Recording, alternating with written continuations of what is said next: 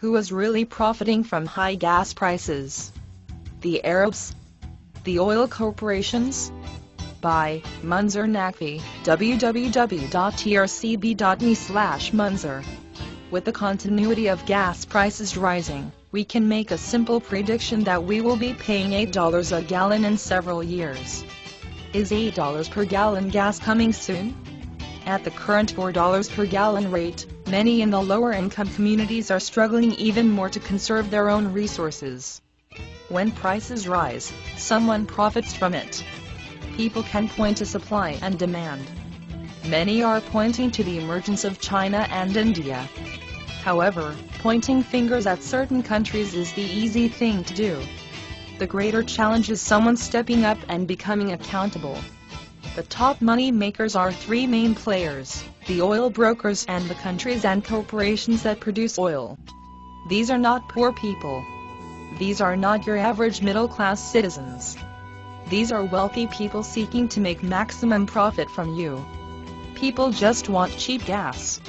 People in cities such as Atlanta, Los Angeles, and Houston rely on their cars for transportation, and many of them do not have the alternative of public transportation. Boston, New York, and Washington, D.C. do not need to worry as much as Atlanta, L.A., and Houston on gas prices. They have the option of public transportation. In Manhattan, a car is not a requirement because you can walk or take the subway. The closest Starbucks is probably a block away. Wall Street is part of Manhattan.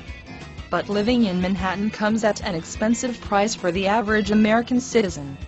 Washington, D.C. is where our representatives live, our U.S. senators, congressmen, the president, his cabinet, etc.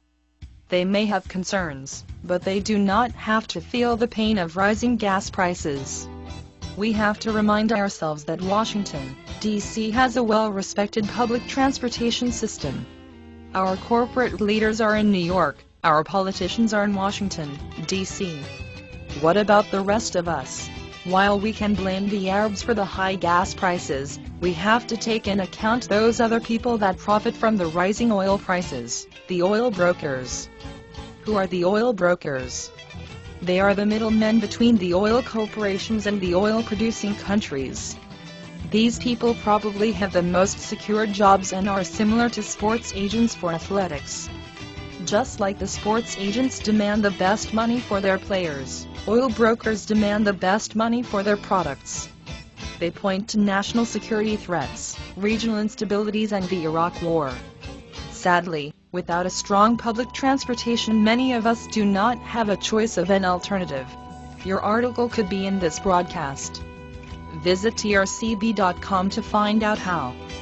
Oil brokers have the power to predict future prices and how far are people willing to go. If they can make a big profit at a higher price and people are willing to pay for the gas, they will raise the prices.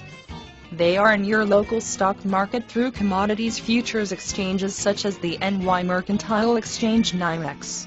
How do oil brokers work? While one can explain all the details in a more complex language, oil brokers are like sports agents.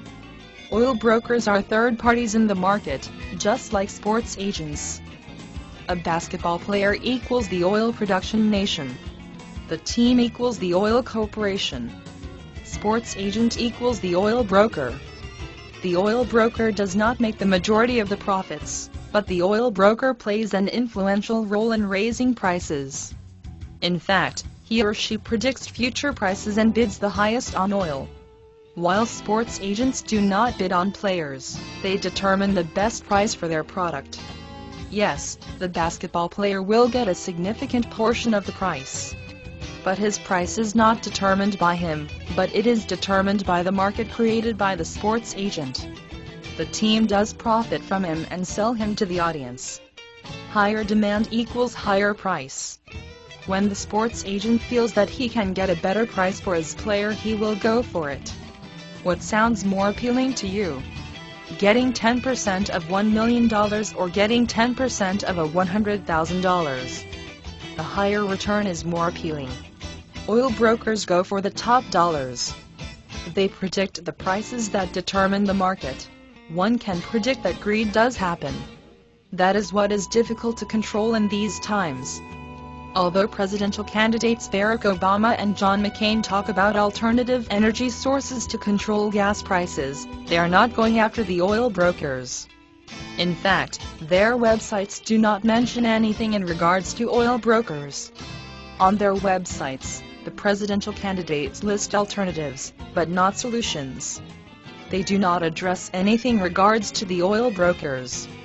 In this case, it is the oil brokers that are getting away with record profits, while the blame is being shifted on the oil companies and oil-producing nations. OPEC can only do so much. It is the oil brokers in New York that need to be held accountable. What you can do is tell your congressman or senator to go after these oil brokers who control the prices. Your representatives may be reluctant, but remember, you elect them and you have the power to remove them and change the course. Our senators must be more aware of the oil broker. Munzer Naqvi is a freelance writer. He graduated from Kennesaw State University with a Bachelor of Science in Political Science. He is pursuing a Master's in Liberal Arts at Harvard University. Munzer Naqvi graduated with a Bachelor of Science in Political Science from Kennesaw State University. He served as an advisor to the Pakistan-Israel Peace Forum (PIPF) and Pakistan the next 5 years. Mr. Naqvi has served as President of Student Government at Kennesaw State University in 2004-2005. Naqvi is interested in developing countries and economic policies. He is an advocate of free trade in a free world. His motto is diplomacy before dialogue. You can follow him at www.twitter.com Naqvi and join the Facebook group, Pakistan the Next 5 Years.